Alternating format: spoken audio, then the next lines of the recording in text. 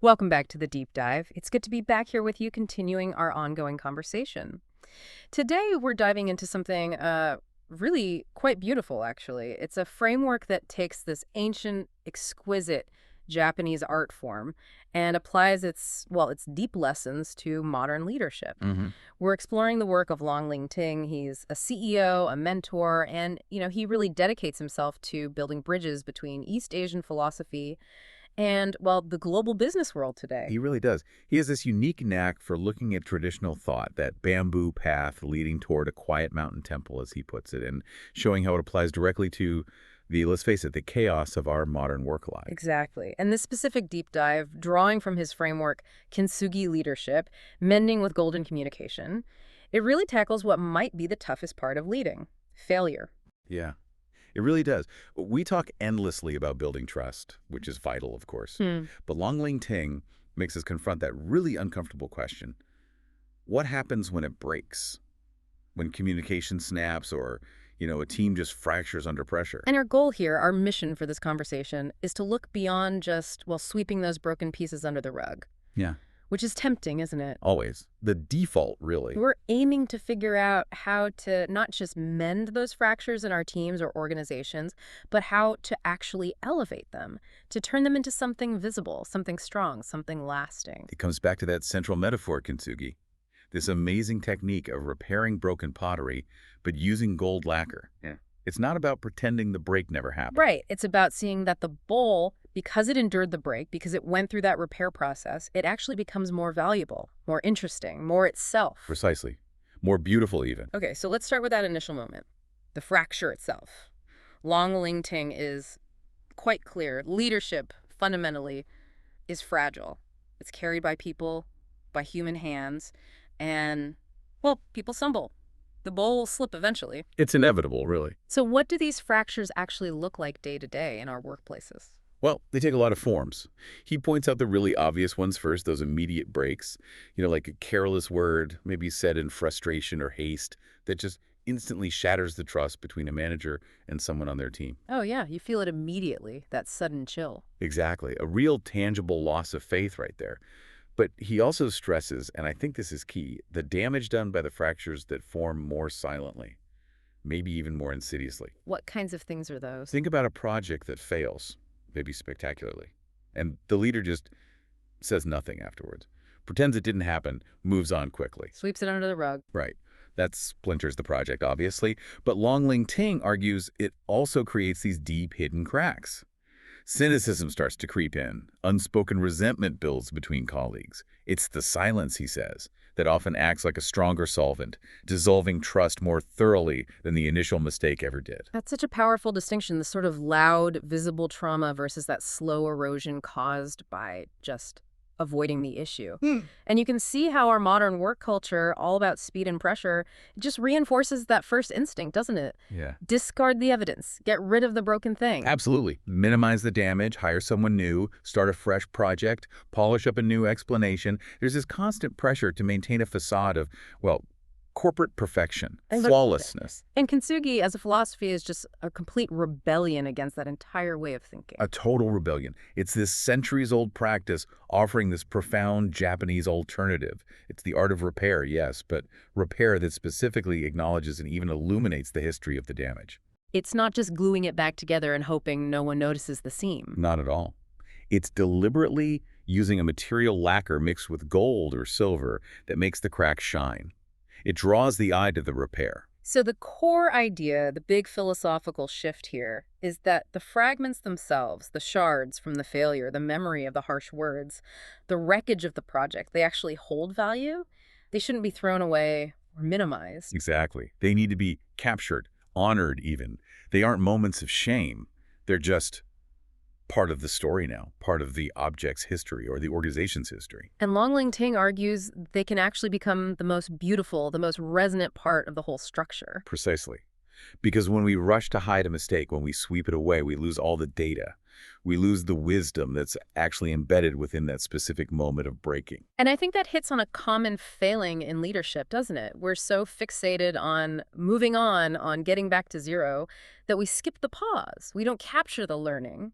We polish our words, hide our doubts, try to look completely unflappable, hoping everyone just forgets that moment the bowl hit the floor. Yeah. But the very act of trying to hide it, that creates distance, doesn't it? It builds a wall. It does. And Lóng Tíng suggests the real turning point. The moment resilience is actually born and trust becomes truly solid is when a leader can hold up that cracked vessel, hold it up to the light and say not just, oops, I messed up, but something more like, yes, this broke. And because I faced it, because we mended it, here is the new strength we now possess. It's that illumination part that makes all the difference. Facing it and showing the learning. That's the key. Okay, so the mending process begins. But interestingly, not with the gold. It starts with the foundation, the structural hold. In Kintsugi, that's the lacquer. And in Lóng Tíng's framework, this lacquer represents the really hard, often messy, but totally essential work of self-awareness. Yes, and the analogy holds it really well if you look at the actual process. Traditional Kintsugi uses urushi lacquer. It's derived from tree sap. And it's not, instant super glue. It's notoriously difficult to work with. It's sticky. It can even be toxic if you don't handle it right. And crucially, it takes time and specific conditions, humidity, patience to cure properly and create that strong bond. Just hearing that description, you immediately see why he chose it for self-awareness. It's not a quick fix. It is sticky, it is uncomfortable, and it definitely needs the right conditions, like a pause, some space, maybe some humidity in the form of reflection to actually set and become useful. Absolutely. Because without that initial structural hold, without that sticky binding quality of self-awareness, all the fragments of our actions, our words, the conflict itself, they just stay scattered, disconnected. The pieces don't come together. What I said, what you heard, my intention versus the actual impact, it all stays jumbled. Exactly. Self-awareness is what provides that initial stability. It stops the scattering, allows us to gather the pieces before we even think about making them beautiful. So how do we apply this lacquer, this demanding, slow-curing stuff? It sounds like it means stopping that knee-jerk reaction to defend ourselves. That's a huge part of it. Stopping the rush into defense mode, and instead engaging in some genuine excavation, digging into what really happened. Asking the hard questions. Yes, what Lóng Tíng calls the self-awareness test. And these aren't vague resolutions like, I'll listen better next time. They're really pointed inspections right at the fracture point. He pushes us to ask things like, did I really listen? Not just to the words, but to the silence between them? Right. Or was I just reloading, waiting for my turn to talk? Oof, yeah. Did I jump to defend myself too fast? Was I prioritizing my ego, my image of competence, over actually understanding the impact my actions had on someone else? Or did I rush in? Did I fill the uncomfortable silence, the vacuum of uncertainty with my own answers before letting the real situation breathe? Those are brutal questions. Brutal but necessary internal audits. And this really highlights the difficulty, the stickiness of the lacquer, doesn't it? We sometimes talk about vulnerability like it's just about admitting something out loud. Right, like a performance. But here, vulnerability seems like a prerequisite tool. It's the willingness to sit with that sticky, uncomfortable mess of self-inspection internally first, before you even try to fix the external problem. It's exactly the core of Lóng Tíng's point about the lacquer.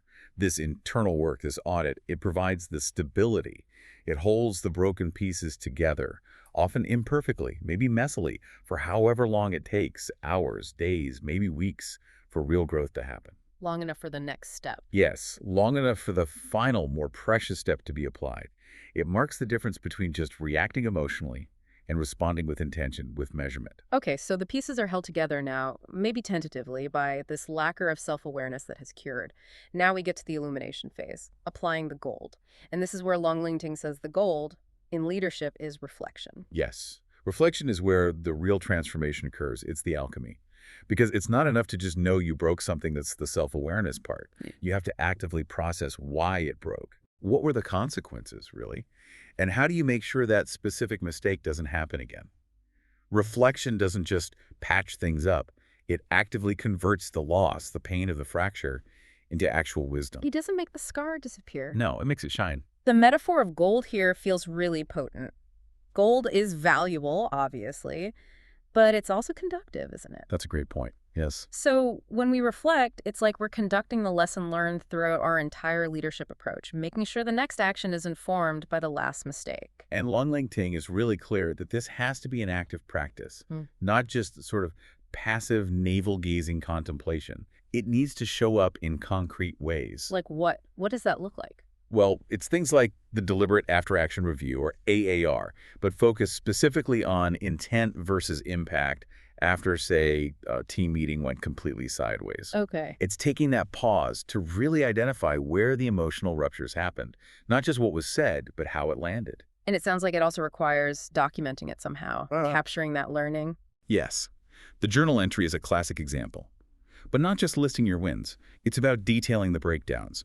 What assumptions did you hold that turned out to be wrong? Where was that moment of self-correction? But putting it down on paper makes it real. It does. And crucially, Lóng Tíng emphasizes it needs to be externalized eventually. Reflection finds its completion in that quiet, honest conversation, where the leader can articulate not just, here's where I messed up, but here's the specific lesson I gained from it. Because if the wisdom stays locked inside, the gold remains hidden. Exactly. The moment the leader applies the goal, the articulated lesson, that's when the break transforms from a vulnerability into a visible marker of resilience and growth. So putting it together, without reflection, a break is just a wound. Maybe it scars over poorly. But with reflection, the break becomes the source of forward-looking insight. It becomes valuable organizational knowledge. Right. And this internal process of reflection inevitably starts to radically change the leader's external communication style. Which leads perfectly into the next stage. Exactly. When reflection is really practiced, fully and consistently, the leader stops trying to polish over the flaws. They begin to speak with what Lóng Tíng calls, well, it's a beautiful phrase, golden honesty. The scars actually become part of their voice. Golden honesty. Okay, so this really pushes us into a pretty radical shift in how we think about communication and leadership. It starts by taking apart that myth of perfection. Oh, absolutely. That myth is bedrock for so much traditional corporate speak, isn't it? It really is. The expectation, often unspoken but deeply felt, especially maybe in the West, is that a leader has to be infallible, always certain, never wrong. We're basically taught that showing hesitation or admitting you got something wrong is like surrendering your authority. Lóng Tíng sees this reliance on the flawless image as just a heavy and ultimately unnecessary burden. So how does golden communication challenge that? What does it sound like? It demands that the leader openly state the fracture. To say, I was wrong here, or my analysis wasn't complete. But, and this is the crucial link back to reflection, that raw admission isn't enough on its own. Right. It needs the gold. It must be coupled with the goal of reflection. This is what I learned from that specific failure, and here's how we together move forward differently because of it. It's that combination, the honesty plus the articulated wisdom, that creates the golden shine, that makes it constructive, not just confessional. Which brings us right to that core paradox of authority you mentioned earlier, because I imagine many people listening are thinking, okay, but if I'm constantly admitting I messed up, especially to, say, investors or important clients, won't that erode confidence? Won't people think I'm incompetent? It's the natural fear, isn't it? And it's a valid question. Isn't there a real risk? Could drawing attention to failures, even mended ones, just exhaust people or make them doubt your capability? Yeah, that's the practical hurdle. How does Lóng Tíng address that tension? He addresses it by drawing a distinction between competence and resonance. When a leader tries to act flawlessly, perfectly, they might achieve a kind of transactional authority. People follow the instructions because, well, they have to. It's compliance. Right. But when a leader demonstrates golden honesty, admitting the break but sharing the lesson, they gain something deeper. Resonance. Resonance. Tell me more about that. Resonance is built on trust, on shared humanity. The team, or the stakeholders, they stop following the mask of perfection. They start following a real person who shows courage, who shows the capacity to learn and grow. So the vulnerability isn't seen as incompetence. No, it's seen as evidence of self-awareness and integrity. Lóng Tíng argues, quite powerfully I think, that a leader who admits a mistake but clearly provides the golden lesson learned is actually far more predictable and therefore more reliable than one who tries to hide their fractures and leaves everyone guessing or walking on eggshells. That makes a lot of sense. And this idea of connecting through shared humanity, you mentioned it's anchored in a specific Japanese aesthetic. Yes, wabi-sabi. It's this profound concept finding beauty in things that are imperfect, impermanent, and incomplete. It's a worldview that really clashes quite fundamentally with our typical Western, optimized, efficiency-driven corporate culture. How so? What's the clash? Well, think about it. Modern corporate culture is often obsessed with metrics, flawless execution, repeatable, perfect processes. Optimization is king. Wabi-sabi fundamentally rejects that static ideal. It celebrates the process of being, the flow, which inherently includes decay, damage, and yes, mending. So it's an active fight against the illusion of perfection. Exactly. A leadership style shaped by wabi-sabi understands that chasing perfection actually creates distance. It makes the leader seem unreachable, maybe even inhuman, and it makes the team terrified of failure because the leader seems to have implicitly rejected it in themselves. Whereas revealing the mended It imperfection. creates closeness, powerful closeness. It sends the message, we're all works in progress here, we're all learning and growing together. The leader's humanity becomes the bridge. It becomes the ultimate point of connection. When they show their golden seams, they're essentially inviting others into that shared space of growth, of learning from breaks. Lóng Tíng sums it up so well. We do not follow masks. We follow souls. Golden honesty allows that soul-to-soul connection, and that bond is far stronger, far more resilient than authority built on a fragile, perfect-looking facade. Okay, this is really compelling conceptually, but how do we make it real? How do we translate this philosophy, this communication style, into the day-to-day grind? It can't just be a nice metaphor you pull out once a year. Absolutely not. It has to become a systematic practice, a daily rhythm almost. Kintsugi leadership, as Lóng Tíng presents it, is about intentionally building a structural culture where this is the norm. It needs to be institutionalized. Yes, exactly. Because otherwise, the moment pressure hits, the default instinct hide the breakage will take over again. So he provides several really concrete, actionable rhythms. Ways to weave this philosophy right into the fabric of how a team or organization works. The goal is to shift the whole paradigm from fault-finding to learning through fracture. All right, let's get practical. What's the first tool? The first and maybe most immediate one is something he calls the golden pause. This isn't just a general let's debrief. It's an intentional rhythm you implement right after something significant happens. A high-stakes event, a critical decision is made, maybe an emotionally charged meeting concludes. So it forces that self-awareness step we talked about earlier. Make sure the lacquer gets applied even when things are messy. Precisely, and the mechanics are important. It's structured, maybe just 5 or 10 minutes. And the key collective question isn't whose fault was it, but what specifically cracked here? Where did communication rupture? What needs immediate attention, immediate repair? So it forces the team to look at intent versus impact right away. Stops the blame game before it even starts. Yes, it nips it in the bud. And that focused collective self-awareness then feeds directly into the next practice, which is building a culture of visible seams. Visible seams, meaning we don't hide the repairs. Exactly. It means that when mistakes happen, they aren't kept private. They aren't sources of individual shame. Instead, they are socialized for learning. The failure of one person or one team becomes the shared wisdom, the shared asset of the entire organization. Okay, that sounds like a heavy lift for a lot of places, especially cultures that have historically been punitive about failure. It is a heavy lift. Mm-hmm. It requires real commitment from leadership. It means creating specific forums or moments, not just to celebrate successes, which we all do, but dedicated spaces for what you might call golden seam reviews. Golden seam reviews, I like that. Yeah, where an individual or a team can actually share a significant fracture they experienced, how they navigated it, and critically articulate the wisdom they gained. This actively transforms failure from being private shame into becoming public, valuable organizational capital. And what happens when the fracture is bigger? When it's a collective breakdown, like major team conflict or a project going completely off the rails? That's where Lóng Tíng introduces the idea of repair circles.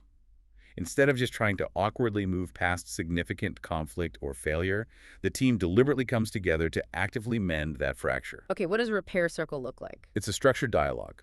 Often it needs facilitation, especially at first. The goal isn't necessarily immediate resolution or agreement, but rather reconciliation and achieving deeper mutual understanding. So less about fixing the problem, more about fixing the relationship. In a way, yes.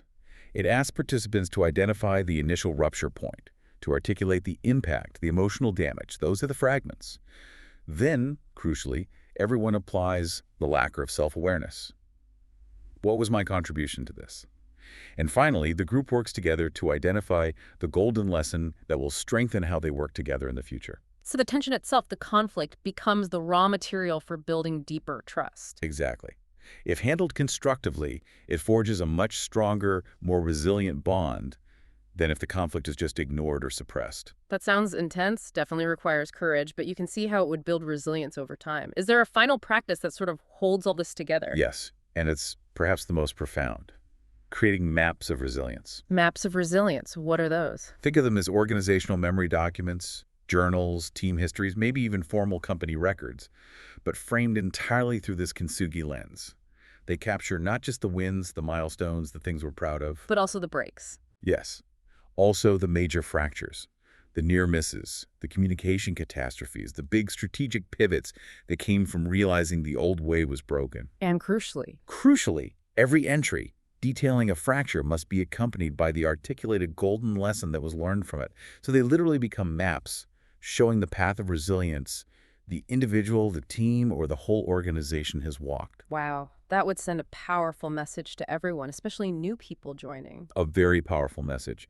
It demonstrates immediately that the organization's true strength isn't defined by an illusion of never failing, but by its proven ability to break, to learn, and to mend beautifully.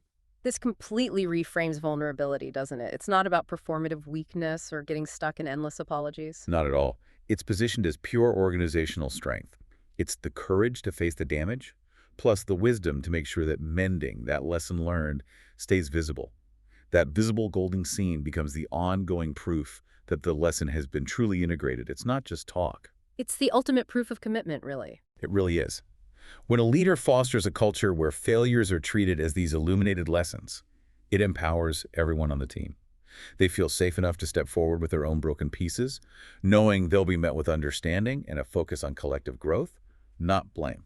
It shifts the whole dynamic from an illusory commitment to perfection to a shared, real commitment to growth. Beautifully put, yes. So we've journeyed quite a way here, from that initial sharp shock of the break all the way to creating a culture designed for resilience where seams are visible and valued. It feels like the core paradox in Lóng Tíng's Kintsugi framework is really the most powerful takeaway, that the things we instinctively fear the most, the mistakes, the failures, the shattering moments, these are actually, if we approach them with courage, with intention. Our greatest teachers. Exactly, our greatest teachers and ultimately the source of our greatest strength. Mm. And a leader who embraces this, a Kintsugi leader, they become something more than the leader who just maintains that perfect facade. They're more grounded, more real, more trustworthy, frankly, because they demonstrate integrity in failure, and they're just more connected to the actual human experience of their teams, their customers, everyone. And there's that ripple effect you mentioned. It's not just about the leader. Every time a leader reveals a golden seam, illuminates a fracture with the wisdom gained. He gives permission. Yes, it gives everyone else permission to bring their own broken pieces out, to stop hiding. It creates this cascade of authenticity, of connection, of real visible learning happening all the time. Lóng Tíng's ultimate message really hammers this home. Yeah. Leadership isn't defined by somehow managing to avoid all cracks. It's defined by the art, the profound art, of mending them with that sticky, honest self-awareness. The lacquer. The conducting power of reflection. The mold. And just fundamental presence and care. So as you, our listener, move back into your work, your life, maybe hold on to that concluding thought from Lóng Tíng. What truly defines us as leaders, perhaps even as humans, is the golden lines of how we learn to break, to reflect, and to begin again. And here's something to reflect on personally. If you were to apply that golden pause, that quick, focused moment of self-awareness and reflection to every communication breakdown, every moment of friction or misalignment you experienced just this past week, what specific, maybe hidden pattern would those illuminated seams start to reveal about your own default style, about how you typically react when things fracture? And taking one of those specific ruptures, thinking about the lesson you took away, or maybe could take away now. Yeah. What color gold would you choose? Maybe a deep, rich ochre. Yeah. A pale, subtle yellow, perhaps even a warm rose gold. What color best honors the value of the lesson learned from that break?